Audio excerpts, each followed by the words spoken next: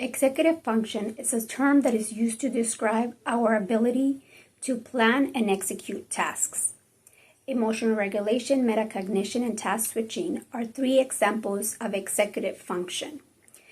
Emotional regulation is our ability to manage our emotions. Metacognition is our ability to reflect on our own thinking and learning patterns.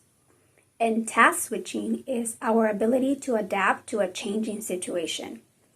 Individuals with ADHD tend to have weaknesses when it comes to executive functions, and therefore that can lead them to patterns of procrastination.